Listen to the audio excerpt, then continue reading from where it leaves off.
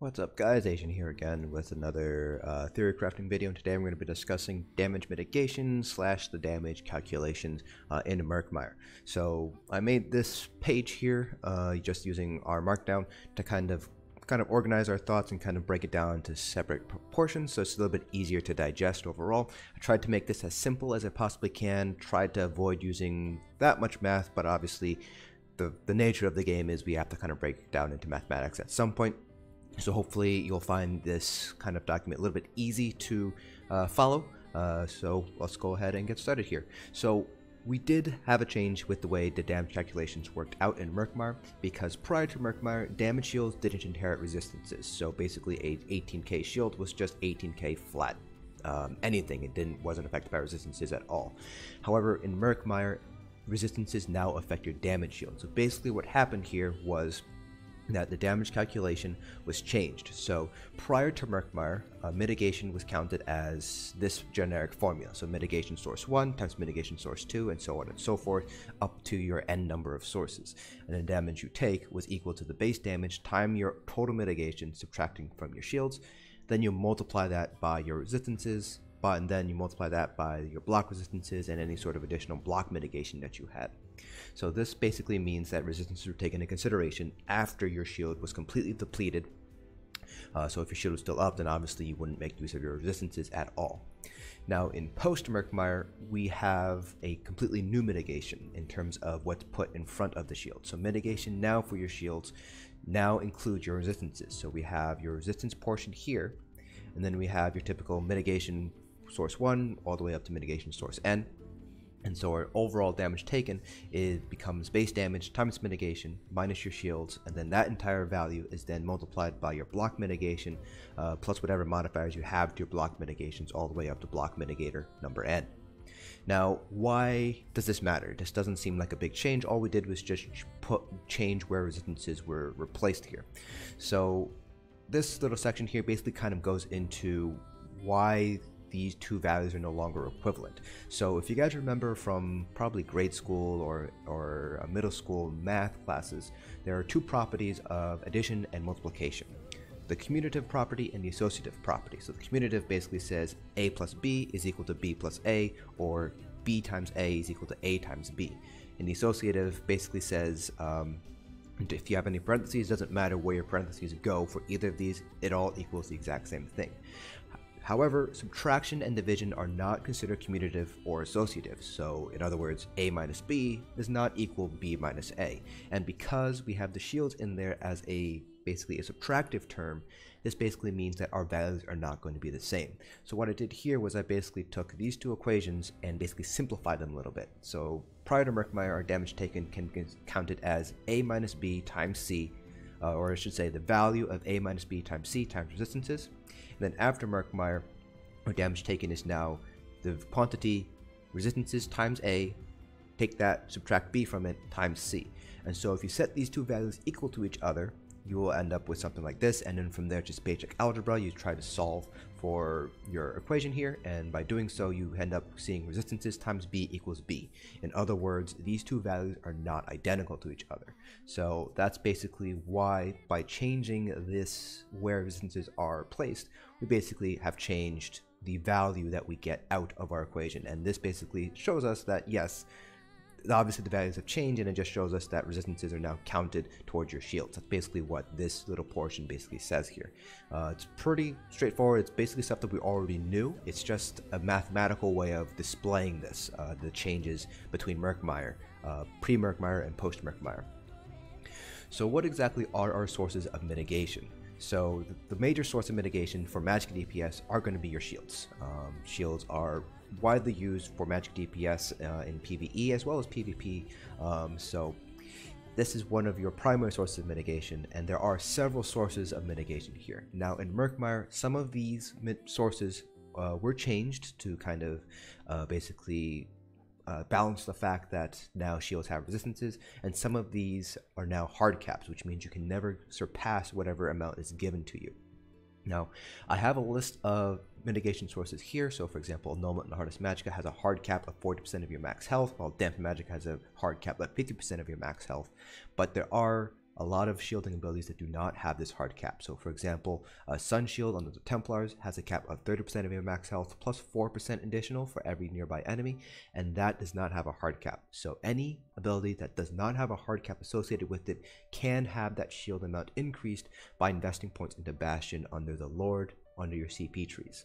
Now, I'm not obviously going to list all of these, but generally speaking, most of these are health based in terms of the maximum amount of shields you can get.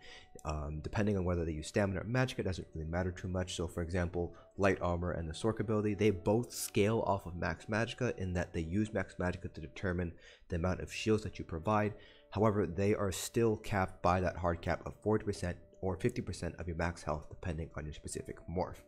Now you have other abilities like the Templar Sun Shield and the Dragonite Obsidian Shield, which are just a flat amount, in that it doesn't matter how much health you have, it'll always give you 8% of your max health for Obsidian Shield or 30% plus 4% for Sun Shield. Now there are also obviously some armor sets and some other passives that give you additional shields. So for example, the Sigil Order passive, Concentrated Barrier, gives you up to 5,000 additional damage shield while blocking with with a Sigil ability on that bar in which you are blocking on, and that can also be applied to is affected by Bastion. Now all of these different sources of shields do stack on each other. The same sources do not stack on each other. So for example, if you have Fragmented Shield and Igneous Shield, whichever one is cast second will be the damage that you get. So you can't double up, so you can't do Obsidian Shield, you can't use Fragmented Shield and Igneous Shield, like I said, but you can do something like Dampened Magic and Hardened Ward for a 100% max health damage shield that way. So you can stack these shields as long as they are from different sources from each other. So for example, if you have a healer with combat position, you're wearing Ice Cart, you have a tank wearing Brands of Imperium, you can get all three of those different damage shield procs at the same time and they will all stack on each other. So that's basically how shields work. Now in terms of shield mitigation, these are mitigation that affects your shield, or basically anything that is applied before you consider any sort of block mitigation that comes with it. So these have not changed at all compared to post and pre-Murkmire. So you still have Major Maim, Minor Maim, Major Protection, Minor Protection, Major Aegis, Minor Aegis. The only addition here, or I should say change here, is the Evasion. So Evasion was changed in Murkmire to affect damage mitigation from AoE abilities. So Major gives you 25% mitigation, Minor gives you 10% mitigation. Plus there are a bunch of other different passives here that you might commonly see here. So for example, Nords have the Rugged passive, Racial passive, which reduces damage taken by 6%, and so on and so forth here. So these are all applied to your shield itself. So these are not applied once your shield is depleted. You do not apply these at all. These are already applied when you take that damage to your shield, and you'll see this all further down the line here. Related to shield mitigation is what's called block mitigation. So these are basically mitigation factors that are applied when you block. So if we scroll back up to the general formula, we'll see that block mitigation is taken into consideration after your shields are depleted. So if your shields are not depleted, then you will never get into this part of the equation here, which has that block mitigation. So in other words, shields are not affected by block. Now, block mitigation is pretty straightforward. There's not many sources of it. Standard blocking, so just standing there and holding block, will give you 50% damage mitigation. Pretty straightforward. From there, it's basically what passives you have. So the one-handed shield obviously has a lot of different passives that help your block mitigation, just because of the nature of the defensive nature of the one-handed shield. So you will always have that additional 20% block mitigation if you're blocking with your shield. If you're blocking projectiles, you get an additional 50% mitigation. And if you decide to use the defensive posture or any of the morphs, you get an additional 8% mitigation while you're blocking.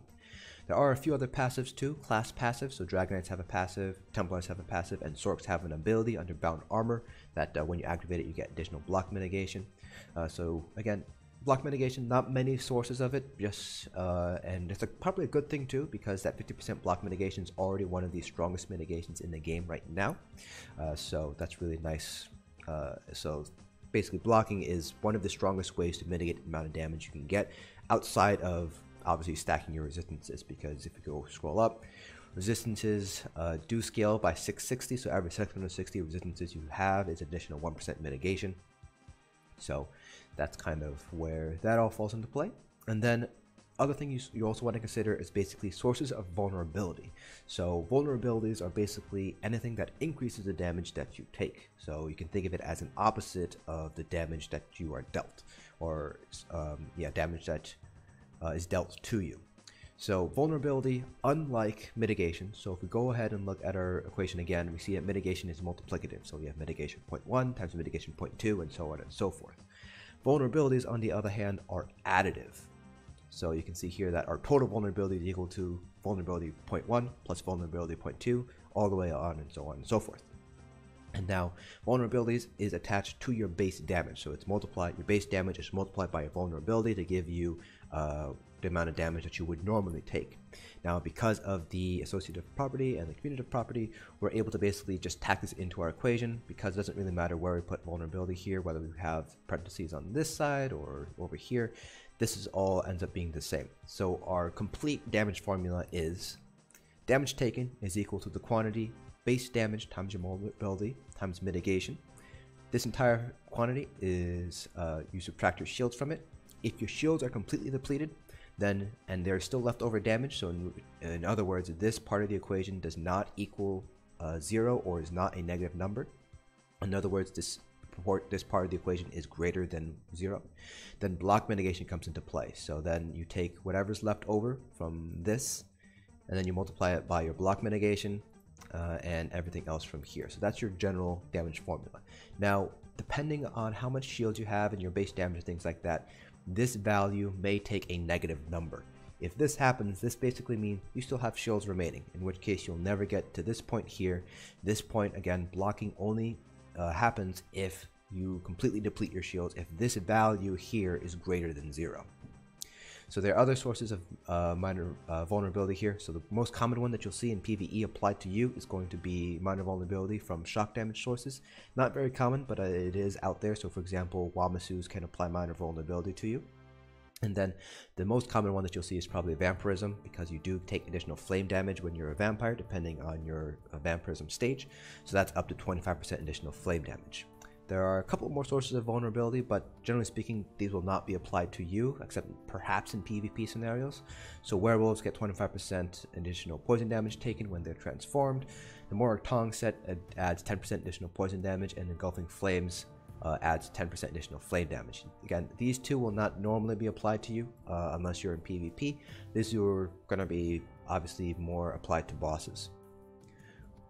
So now that we've discussed the damage formula, let's take a look at a couple of examples. So these are more numeric examples, so you're actually able to see how much mitigation actually matters.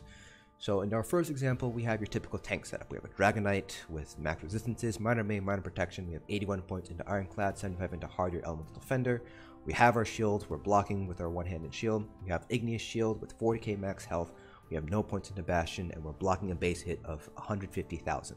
Now, while that base hit might seem very high, that's actually pretty par for the course when it comes to heavy attacks from bosses in trials, in vet trials. Heavy attacks, base damage are actually pretty high, so base damage is actually fairly high in ESO because of all the sources of mitigation that are applied. So 150k is actually pretty normal when it comes to the base damage, again, that you get from a heavy attack in a vet trial boss. This is obviously not going to be standardized across all different sources. So for example, overland mobs have a much lower base hit, probably somewhere around 6,000 or 7,000, compared to a normal dungeon boss, which might have a max hit, base hit of maybe 15,000 or so. And it just keeps going up and up and so on. So if we just assign all these values here, so these are just assigning all of our different values, and then we do our calculation here, and we are assuming that we don't have any sources of vulnerability applied to us. We will end up taking 10,344 points of damage. So our tank is still looking pretty good. We took about 25% of our max health by blocking that hit, but we're still pretty good. 10,000's not that bad of a hit. So now what happens if our tank happens to miss a block instead? So for some reason they got caught with their guard down, they got caught on a bar swap or something. They're still eating the exact same base hit, we still have the exact same mitigations, we are just no longer have this block section here.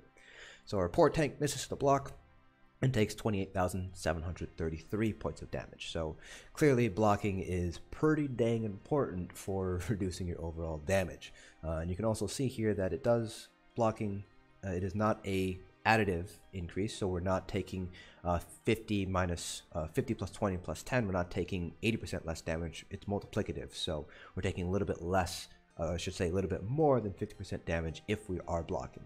Our tank's still looking pretty good though. We still have, well, if we were at max health, we're now sitting at maybe about 25% of our max health instead, but we're still alive. Not that big of a deal.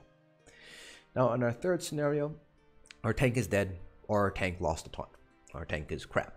And now the boss is on a DPS, and our DPS now he needs to eat that heavy attack. This is pretty much like the worst case scenario for Magicka DPS, so we do have to change our assumptions here. So we're going to be using Dampened Magic with a max health of 20k.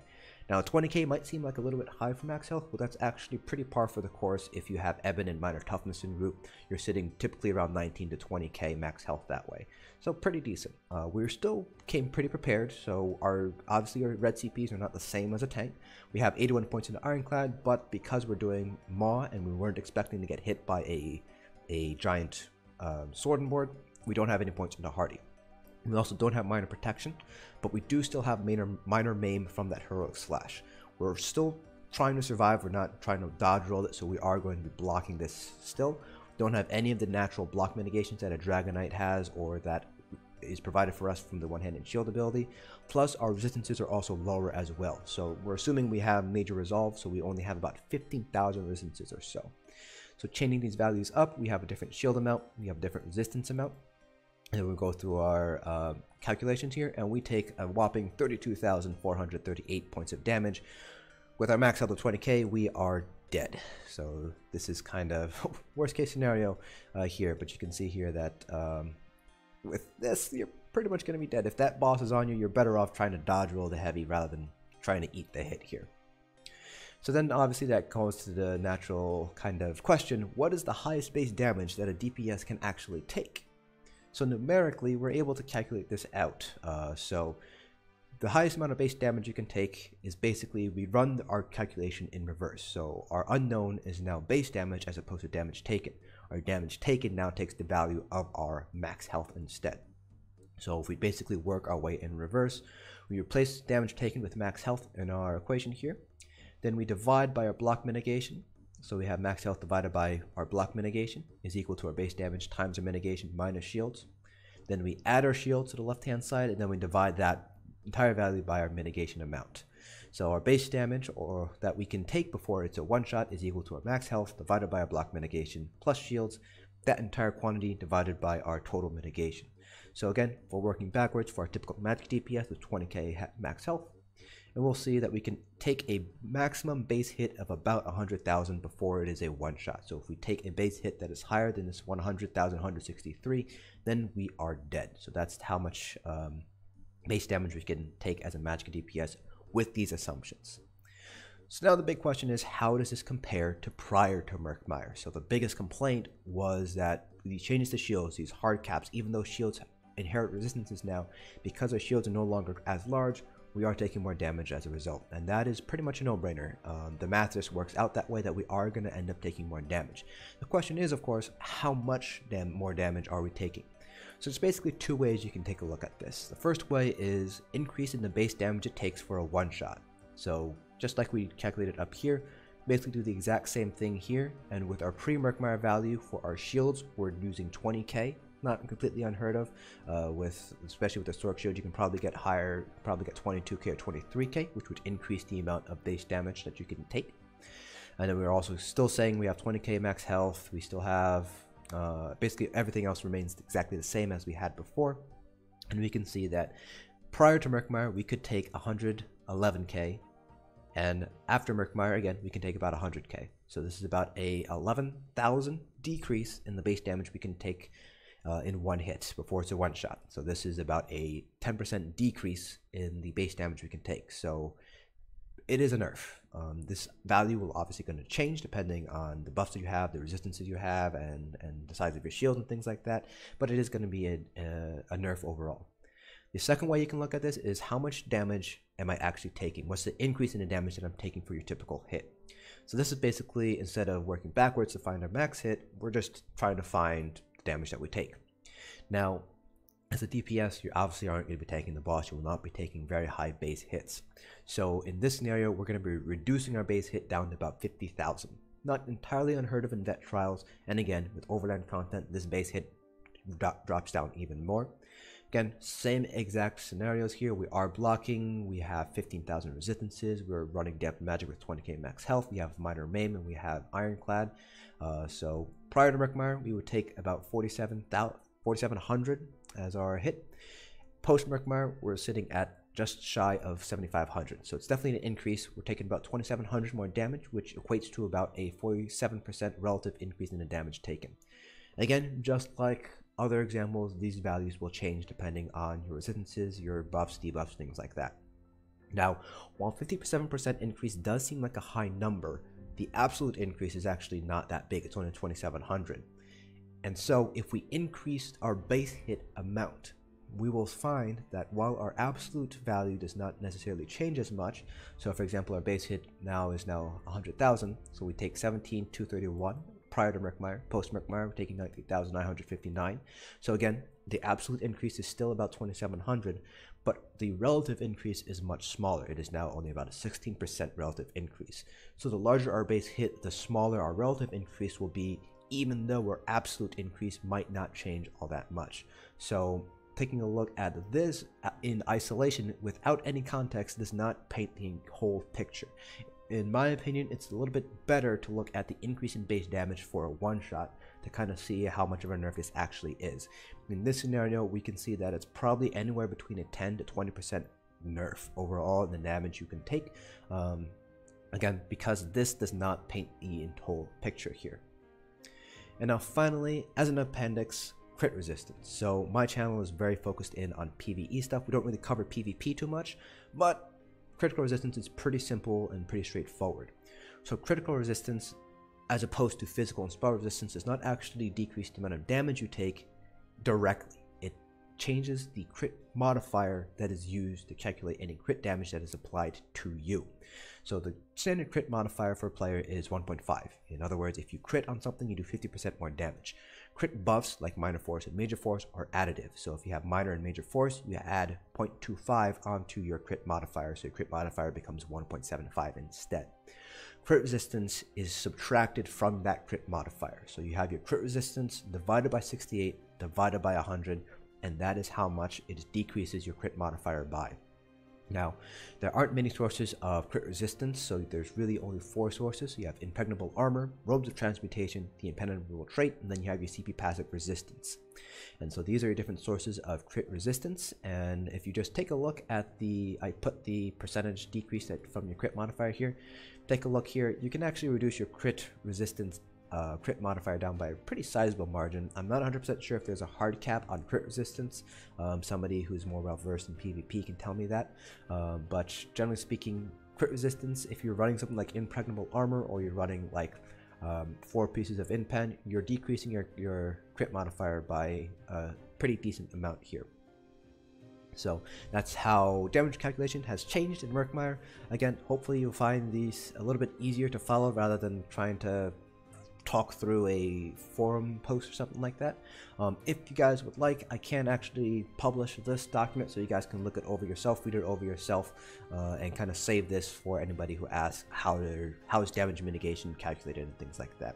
So if you would like me to publish it, let me know down in the comments below, and I'll put a link up to this HTML page. I'll have to figure out how to publish it online, but I know I can do it, so just let me know down in the comments if you would like to see this published online and publicly available rather than just sitting on my hard drive. So that's it for this video. Hope you guys found this informative. Again, if you guys have any questions, feel free to leave them down in the comment section below. Let me know if you want me to publish this publicly onto the internet. Hope you guys found this video informative, and I'll see you guys in the next dungeon.